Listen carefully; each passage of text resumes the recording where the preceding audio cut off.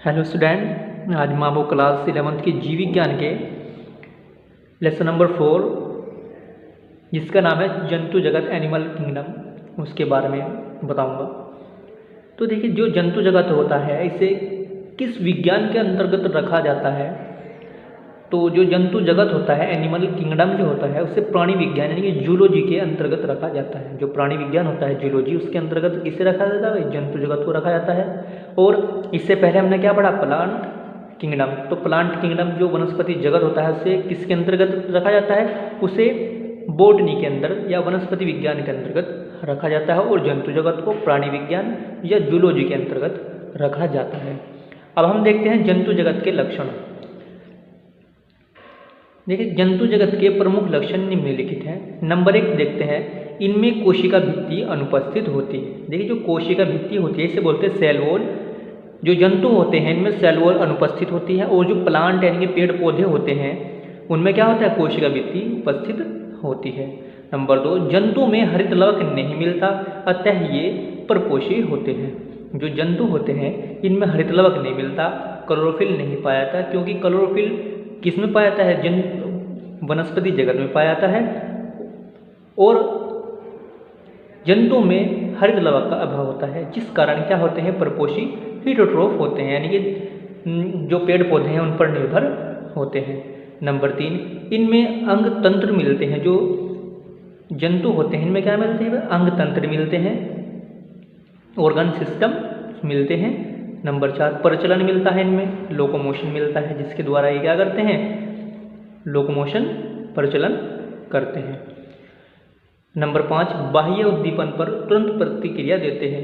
ये जो बाह्य उद्दीपन होता है उसके प्रति क्या करते हैं? तुरंत प्रतिक्रिया देते हैं। नंबर 6, रिक्तिका का अभाव होता है। जो जंतु होते हैं इनमें रिक्तिका या वैक्यूल्स नहीं पाई जाती। अब देखते हैं हम जंतु जगत का वर्गीकरण, क्लासिफिकेशन ऑफ एनिमल किंगडम। ये जंतु जगत का वर्गीकरण निम्नलिखित है। अब जंतु जगत के जो वर्गीकरण है उसके बारे में पढ़ेंगे हम। देखिए, जंतुओं के वैज्ञानिक वर्गीकरण का सर्वप्रथम प्रयास एक वैज्ञानिक थे, ग्रीक दार्शनिक अरस्तु यानी ग्रीक वैज्ञानिक थे, अरस्तु इंग्लिश में बोलते हैं एरिस्टोटल, द्वारा किया गया। और जंतुओं से संबंधित पुस्तक इन्होंने जंतुओं से संबंधित पुस्तक जंतु इतिहास इनके द्वारा लगभग 340 ईस्वी पूर्व में लिखी गई थी। जो ग्रीक दार्शनिक अरस्तु थे इन्होंने जंतु इतिहास एक पुस्तक लिखी थी, जंतुओं से संबंधित। और कब लिखी थी? 340 ईस्वी पूर्व में लिखी थी। और इसीलिए अरस्तु को जंतु विज्ञान का जनक, फादर ऑफ जूलॉजी कहा जाता है। जो अरस्तु है उसे क्या कहा जाता है? जंतु विज्ञान का जनक, फादर ऑफ जूलॉजी कहा जाता है। उन्होंने प्राकृतिक समानताओं एवं विषमताओं के आधार पर जंतुओं को 2 समूहों में बांटा। जो अरस्तु थे उन्होंने प्राकृतिक समानताओं एवं विषमताओं के आधार पर जंतुओं को 2 समूहों में बांटा। Number 1 anaima, number 2 enaima. ठीक है, अब हम एनाइमा और इनैमा के बारे में पढ़ेंगे। देखते हैं एनाइमा क्या होता है। इस समूह के जंतुओं में लाल रुधिर का अभाव होता है, यानी कि इसमें जो एनाइमा समूह के जंतु होते हैं, एनिमल्स जो होते हैं, इनमें क्या होता है? लाल रुधिर का अभाव होता है। इनमें लाल रुधिर नहीं पाया जाता। जैसे sponge, Cnidaria, Coelenterata, Mollusca, arthropoda, काइनोडर्मेटा आदि अकशेरुकी जंतु। ठीक है, इनमें क्या नहीं पाया था? एनाइमा में, इन जंतुओं में लाल रुधिर का अभाव होता है, लाल रुधिर नहीं पाया जाता। अब हम पढ़ेंगे इनैमा के बारे में। नंबर 2 इनैमा। इस समूह के जंतुओं में लाल रुधिर पाया जाता है। और इस समूह में अरस्तु ने केवल कशेरुकी जंतुओं को सम्मिलित किया। हमने इससे पहले पढ़ा एनाइमा, उसमें कौन से जंतु आते हैं? अकशेरुकी जंतु। ठीक है, जिनमें कशेरुक दंड नहीं मिलती। और जो इनैमा होता है इस समूह के जंतु में लाल रुधिर भी पाया जाता है। और इस समूह में अरस्तु ने केवल कशेरुकी जंतु जिनमें कशेरुक दंड मिलती है उनको सम्मिलित किया। और इनका 2 उप समूहों में वर्गीकरण किया, यानी कि इनैमा जो समूह के सदस्य थे, जंतु थे, उन्हें कितने उप समूहों में बांटा? 2 उप समूहों में बांट दिया। नंबर 1 जरायुज विविपेरा, नंबर 2 अंडयुज ओविपेरा। तो देखते हैं जरायुज या विविपेरा के बारे में देखते हैं हम।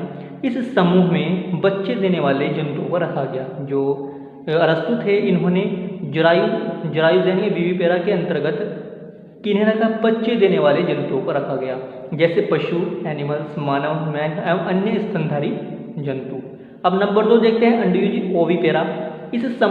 इस उपसमूह में अंडे देने वाले जंतुओं को रखा गया। जो अरस्तु थे उन्होंने अंडयुज ओविपेरा उपसमूह में अंडे देने वाले यानी कि जो अंडे देते हैं उन जंतुओं को सम्मिलित किया या रखा, जैसे मत्स्य मछली हो गया, उभयचर हो गया, एम्फीबियंस पक्षी, सरीसृप आदि। अब हम देखते हैं प्राणी जगत को, जो हम पढ़ रहे हैं जंतु जगत एनिमल किंगडम, 2 उप जंतु जगत में बांटा गया है, प्रोटिस्टा जगत व मेटाजोआ जगत। अब देखते हैं जिस जगत में सुकेंद्रकीय एक कोशिकीय जीव पाए जाते हैं उसे प्रोटिस्टा जगत या प्रोटिस्टा किंगडम कहते हैं। यानी कि प्रोटिस्टा जगत किसे कहते हैं, जिसमें सुकेंद्रकीय यानी में जिसमें केंद्रक होता है और एक कोशिकीय होते हैं, एक कोशिका वाले जंतु होते हैं, उन्हें उसे प्रोटिस्टा जगत कहते हैं। ठीक है, जैसे अमीबा, पैरामीशियम, यूग्लिना, जीवाणु, ये क्या होते हैं, एक कोशिकीय होती है और इनमें क्या होता है, एक केंद्रक पाया जाता है। अब देखते हैं जिस जगत में समस्त सुकेंद्रकीय बहुकोशिकीय जीव पाए जाते हैं उसे मेटाजोआ किंगडम कहते हैं। यानी कि जिस जगत में सुकेंद्रकीय यानी केंद्रक पाया जाता है, बहुकोशिकीय यानी कि जो क्या होते हैं, बहुत सारी कोशिकाओं के द्वारा मिलकर उनका शरीर बना होता है, उन्हें बोलते हैं बहुकोशिकीय जीव, जैसे मनुष्य। ठीक है, तो उसे किस में रखा गया है, मेटाजोआ जगत कहते हैं। जिन जंतुओं को यानी कि जो बहुकोशिकीय जंतु होते हैं उन्हें किस में रखा है, मेटाजोआ जगत में रखा गया है। ये था जंतु जगत और उसके प्रमुख लक्षण और जंतु जगत का वर्गीकरण। कल हम पढ़ेंगे नेक्स्ट टॉपिक नेक्स्ट वीडियो में।